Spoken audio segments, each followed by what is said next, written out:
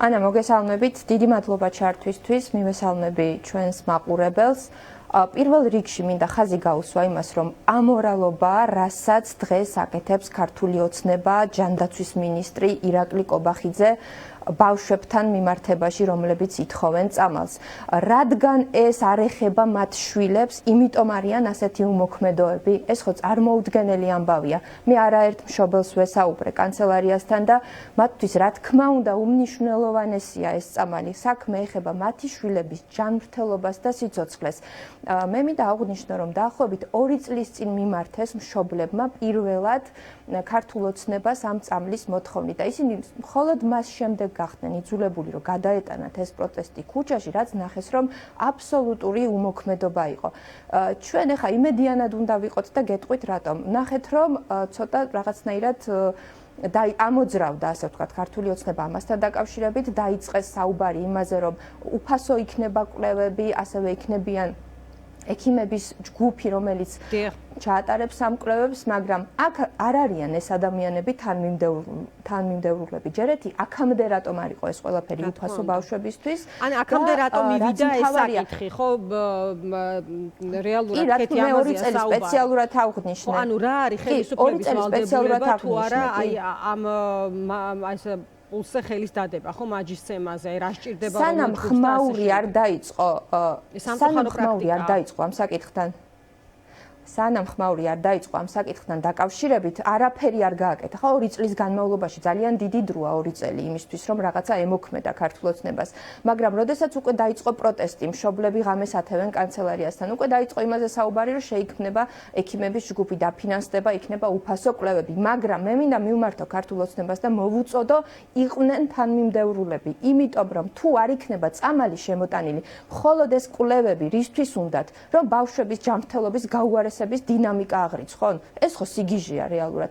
ამიტომ შემოიტანონ წამალი და აი ეს ყველაფერი მე კვლევები და ექიმების ჯგუფი ამ ყველაფრის თანამდები პროცესია და ამიტომ დროულად იმოქმედონ, გადადგან კონკრეტული ნაბიჯები. ჯერეთი შეხვდნენ მშობლებს, ადამიანურად დაელაპარაკონ, მოусმინონ, როგორ შეიძლება ესე ღამეს ათევდეს მშობელი კანცელარიასთან და უბრალოდ არც იმჩნევდნენ ამას. უბრალოდ დასაწყისში, ეთერის დასაწყისში, ამიტომ თქვი, რომ ეს არ არის გამართლებული, ეს არის ამორალური ქმედება, რომელსაც ჩადის ქართული ოცნება მშობლების და მათი შვილების წინაშე. ამიტომ მოვუწოდებ, რომ დაუყოვნებლივ იმოქმედონ და იმოქმედონ თანმიმდევრულად. ჯერ წამალი უნდა შემოვიდეს და ერთ რაღაცას მინდა ამ საკითხთან დაკავშირებით ხაზი გავუსვა. როდესაც მინისტრი აღნიშნავდა, რომ არ არსებობს წამალი, რომელიც ამ დაავადებას განკურნავს. ძალიან ბევრი დაავადებაა ისეთი, რომელიც არ განიკურნება, მაგრამ არსებობს პროგრამები, მაგალითად დიალეზის პროგრამა არსებობს, ხო? არ განიკურნება, მაგრამ ადამიანებს უხანგრძლივებს ცხოვრებას. არსებობს ინსულინი, დიაბეტის პროგრამები არსებობს. რატომ ვიყენებთ მაშინ ამ ყველაფერს, ხო? დიაბეტი არ განიკურნება, მაგრამ ადამიანებს სრულფასოვნად ცხოვრების შესაძლებლობა ექნებათ. ამ შემთხვევაშიც დროულად შემოიტანონ წამალი, იმიტომ რომ ბავშვები, რომლებსაც დღეს ეტლი არ ჭირდებათ, მომავალშიც არ დაჭირდეთ ეს ეტლი. ხო ძალიან მნიშვნელოვანია.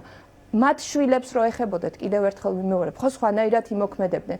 მაშინ, როდესაც სუსის დაფინანსება 115 მილიონი დაემატა 600 მილიონი ახას უსვამ 600 მილიონი იხარჯება შტატგარეშე თანამშრომლებზე, რომელთა უმეტესობაც საერთოდ არ ცხადდებიან საჯარო სამსახურებში, ხო ვიცით ეს ძალიან კარგად. ბავშვებისთვის არ მოიძებნა წამალი, ასე იგი ასობით მილიონი იფლანგება. ტენდერები ცხადდება, ასობით ტენდერი ცხადდება. თითო სკოლაზე 4 და 5 ტენდერი უწევთ, იმიტომ რომ მილიონები იფლანგება და ბავშვებისთვის არ მოიძებნა წამლის ფული. სიგიჟეა ეს და ამიტომ მე მოვუწოდებ იმოქმედონ დროულად. ხო, რა კარგი იქნებოდა რომ ხელისუფლება პასუხობდეთ ახლა ამ არგუმენტებზე, რაზეც თქვენ საუბრობთ, კეთი, იცით ხო რა ვითარება ამ ხრივ ჩვენს ეთერებში, ისინი არ იღებენ მონაწილეობას. აი ამ ყველაფერზე ხარ რაზეც თქვენ ლაპარაკობდით, სარჯველაძე ამბობდა რომ ვერუშველით რომ მათ არ ენანებათ ფული, ვერ უშველით უბრალოდ თანხის ხარჯვა, არამედ უშველის სწორი და რეალური წამალიო. ვნახოთ თქვენ დადებით დინამიკაზე ლაპარაკეთ. ვნახოთ როგორ განვითარდება ამერიკის შეერთებულ შტატებში, ისრაელში, საფრანგეთში, გერმანიაში ვიცით ყველამ, რომ ეს წამალი მუშაობს. სხვადასხვა დასახელებით, სხვადასხვანაირი, მაგრამ წამალი მუშაობს, ხო? გიჟები არიან ეს ქვეყნები, ამ ქვეყნების წარმომადგენლები, მაშინ რატო აკეთებენ? კი, მინიმუმ სწორი კომუნიკაცია, ხო, კეთი, აი ასეთ პირდაპირ ვიტყვი, აი გამწარებულ ადამიანს არ უნდა კონდეს განცდა, რომ მას ვინმე არ უსმენს. აი პირველი ხომ თავარი შვილიჯანმრთელობაა, მაგრამ შემდეგ ესეც არის ხო, რომ რაღაცა სწორად ახსნა, დაუდო კვლევა, აჩვენო, რომ ზრუნავ მასზე და იცნობ ამ საკითხს დეტალურად და მე ხო არ მინდა ვინმეს რამე დავაბრალო, მაგრამ მშობლები ამბობდნენ, რომ Google-დან ამოღებული ტექსტებით ელაპარაკებიან და მხოლოდ ერთ მათგანთან აქვთ კომუნიკაცია, ხო? მე ასეც ვუყურებ ამ საკითხს, რომ ესეც მტკივნეულია პირველი საკითხის შემდეგ, რომ თავარია ამ ბავშვების მდგომარეობა იყოს გაუმჯობესებული.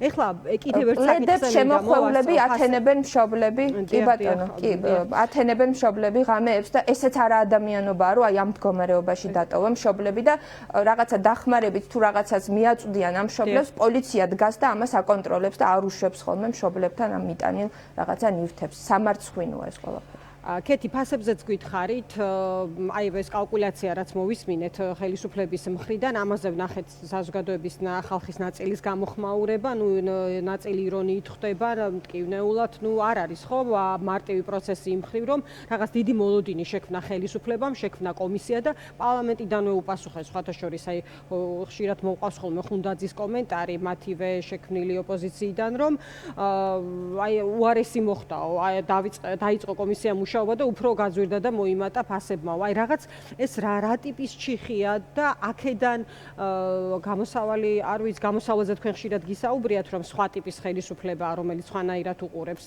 პრობლემას, მაგრამ მაინც მინდა კითხოთ, აი რით დასრულდება ეს ამბავი. ჩვენ უფრო სუბუქ თუ უფრო უარეს ვითარებას ვნახავთ თითოეული ჩვენგანისთვის და თითოეული მოქალაქისთვის ამ მტკივნეულ საკითხზე, როგორიც არის ფასები. დღეს აი ეს დღეები ხო გუშინ დღეს ირაკლი კობახიძის ეს განცხადება იყო სამარცხვინო. ფაქტიურად გვაჩვენა საზოგადოებამ დაინახა, რომ კობახიძეს იმ ქვეყნის ყოფაზე და იმ ქვეყნის მოქალაქეების ყოფაზე, რომლის პრემიერ-მინისტრობასაც იჩემებს და ხალხი ციხეში გაუშვა იმის გამო, რომ არ აღიარებენ მას როგორც პრემიერ-მინისტრს, ხო? თურმე წარმოდგენა არ ქონია, როგორ ცხოვრობენ მოქალაქეები ჩვენს ქვეყანაში. სამარცხვინო განცხადება იყო ის, რაც კობახიძემ განაცხადა, იმიტომ რომ რეალურად არ შეესაბამება ეს რეალობას, ანუ საკუთარ ამომრჩეველსაც კი ვეღარ მოატყუებს და ვნახეთ ჩვენ რა ამბავი ატყდა მის ამ განცხადებასთან დაკავშირებით, რომ საკუთარი ამომრჩეველიც კი საყვედურობდა მის ამ გაუგონარ ტყუილებს. ზოგადად ქართული ოცნების სიმბოლოდ გადაიქცა კვერცხი და კვერცხის ფასი. ძალიან სამარცხვინოა ეს ყველაფერიც. ფასები მატულობს, აი გუშინ ვიყავი მე შიდა ქართლი მოვიარე მთლიანად, სიდუხჭირე ჭამს ყველაფერს, ძალიან უჭირთ ადამიანებს, თვიდან თვემდე თავის გატანა ძალიან უჭირთ.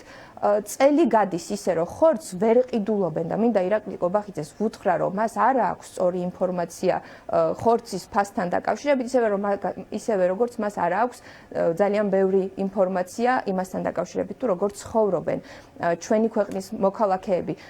არიან ადამიანები, რომლებიც ათენებენ და აღამებენ ობიან კედლებში, როგორც გარეთ წვიმს, ზუსტად ისევე წვიმს ხოლმე მათ სახლებში.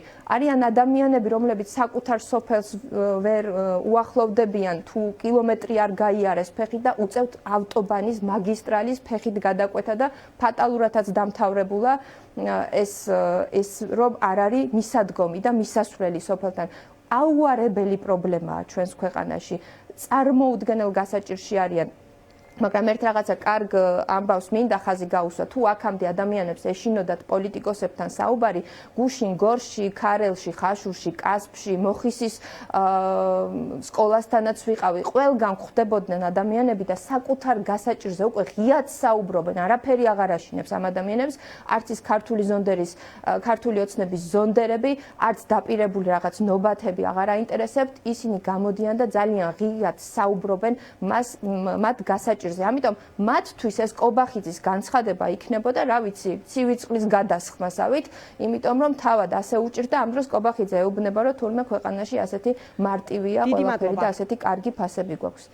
კი, წყვილია ეს ყველაფერი და ადამიანები კიდევ უფრო კარგად ხედავენ, როგორი მატყუარა ხელისუფლებაა ქართული ოცნების რეჟიმი. დიდი მადლობა, კეთი, დაგემშვიდობები, კეთი თურაზაშვილი საუბრობდა ჩვენს ეთერში.